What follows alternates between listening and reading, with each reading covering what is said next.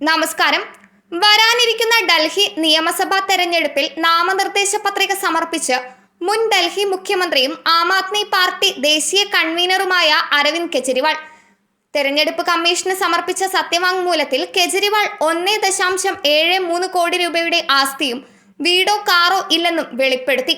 സത്യവാങ്മൂല പ്രകാരം കെജ്രിവാളിന്റെ ജംഗമ ആസ്തികൾ 3.46 ലക്ഷം രൂപയാണ്. ഇതിൽ 2.96 ലക്ഷം രൂപ ബാങ്ക് സമ്പാദ്യവും 50,000 രൂപ പണവുമാണ്.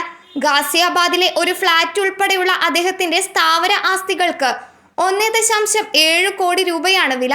സ്ഥിര നിക്ഷേപങ്ങളിലോ ഓഹരികളിലോ മ്യൂച്വൽ ഫണ്ടുകളിലോ ഇൻഷുറൻസ് പോളിസികളിലോ കെജ്രിവാളിന് നിക്ഷേപമില്ലെന്ന് സത്യവാങ്മൂലം എടുത്തു കാണിക്കുന്നു. കെജ്രിവാളിന്റെ വെളിപ്പെടുത്തൽ പ്രകാരം കഴിഞ്ഞ വർഷങ്ങളിൽ അദ്ദേഹത്തിന്റെ വാർഷിക വരുമാനത്തിൽ ഗണ്യമായ കുറവുണ്ടായിട്ടുണ്ട്. 2023-24 സാമ്പത്തിക വർഷത്തിൽ അദ്ദേഹത്തിന്റെ വരുമാനം 7.21 ലക്ഷം രൂപയായിരുന്നു.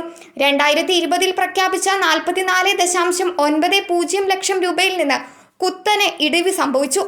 അദ്ദേഹത്തിന്റെ വരുമാനം പ്രധാനമായും ലഭിക്കുന്നത് MLA എന്ന നിലയിലുള്ള ശമ്പളത്തിൽ നിന്നാണ്.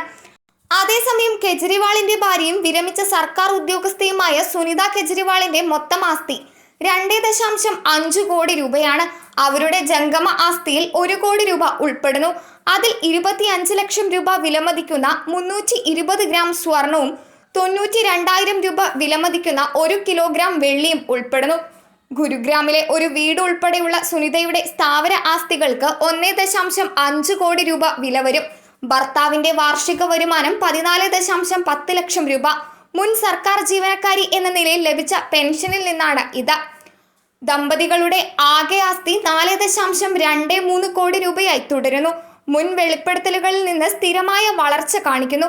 2020 3.4 കോടി രൂപയും 2015 2.1 കോടി രൂപയും ആസ്തിയായി കെജ്രിവാൾ പ്രഖ്യാപിച്ചിരുന്നു.